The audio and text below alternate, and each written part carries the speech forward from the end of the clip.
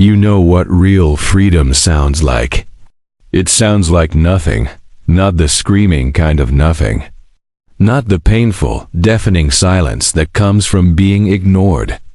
I'm talking about the quiet that settles in your bones when you finally stop waiting. You know the moment. It wasn't dramatic. There was no final fight, no door slamming, no blocking spree at 3 a.m. It was quieter than that, softer, more final. You just stopped. You stopped refreshing their social media. You stopped crafting the perfect casual text that took 45 minutes to write. You stopped making excuses for why they treated you like an option while you treated them like a priority. You stopped performing. You stopped shrinking. You stopped translating their breadcrumbs into love. The withdrawal was brutal. Your body went through it like a sickness, actual, physical pain. Your chest tight. Your stomach in knots. Tears that came from nowhere and everywhere at once. You mourned someone who was still alive. You grieved a relationship that never really existed the way you needed it to. You cried for the version of yourself who bent into impossible shapes, trying to earn someone's consistency. And slowly, painfully, you healed. You remembered what your favorite songs were. You stopped jumping every time your phone buzzed. You started sleeping through the night again. Your nervous system finally unclenched. The fog lifted. You could breathe. And then, right when you're standing on solid ground for the first time in forever, they appear. Your phone glows in the dark. Their name on your screen feels like a punch and a prayer at the same time. You open it.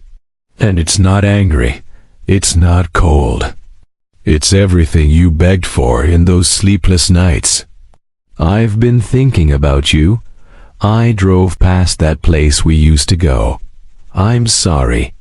You were right about everything. I miss you. Your whole world stops. Every wall you built starts to shake. Did they finally get it? Did losing me wake them up? Is this real? Stop. Right there. Stop. I need to tell you what's actually happening. Because this moment, this exact moment is where everything can unravel. This isn't change. This is panic. Here's what you need to understand about the psychology of what's happening. For months, maybe years, you played a role in their life. You weren't just their partner. You were their proof. People who struggle with emotional availability often have a terrifying internal emptiness. They don't have a solid sense of self. They only know who they are by seeing their reflection in other people's reactions to them. And you were their mirror. The highest definition mirror they'd ever found. Your love, your pain, your hope, your anger, your patience, all of it reflected back to them one clear message. You exist. You matter. You affect people. Your chase confirmed their power. Your waiting proved their worth. Even your suffering validated their significance.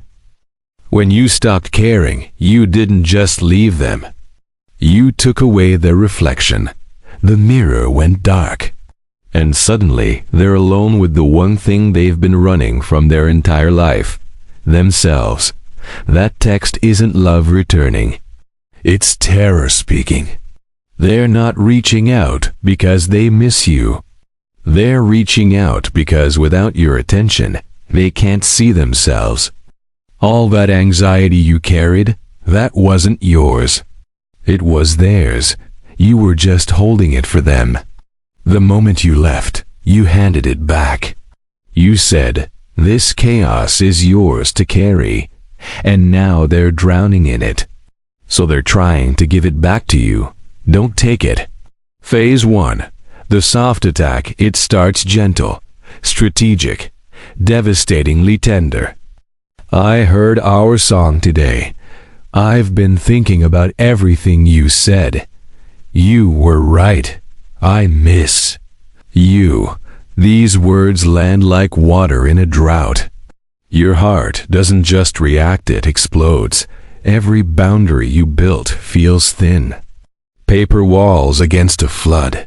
You think, they've changed. My silence worked. They finally see my value. Listen to me. What you're seeing is genuine panic. But panic is not the same as transformation. This is a drowning person grabbing for a rope, not a person who's learned to swim. They're not reaching for you, the whole complex person with needs and dreams. They're reaching for the function you served. They're asking, are you still my mirror? Do I still exist in your world? Will you hold my chaos again? This text is a test. Testing if your boundaries are real. Testing if the old keys still work. And here's the tragic part. The second you respond warmly, the second you say, I miss you too, their panic stops. They see their reflection again. They feel solid ground. And what happens when avoidant people feel safe? When the chase ends, they pull away again. The walls rebuild. The distance returns. The texts slow down. They weren't coming to stay. They were coming to refuel. But what if you don't take the bait? What if you see through it? What if you respond with calm distance or silence? I'm glad you're well.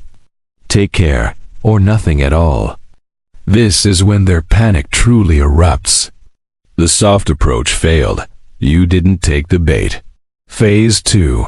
The guilt trip. The narrative flips. Suddenly, you're the villain. I guess I never really mattered to you. I can't believe you moved on so easily. You just abandoned me when I needed. You've become so cold. Read that again. The person who starved you of warmth is calling you cold. The person who emotionally abandoned you is accusing you of abandonment. This isn't just manipulation. It's self-preservation. They can't face that their fear destroyed the relationship. That level of shame would shatter their fragile self-image. So they rewrite this story. It failed because she became cold and impatient.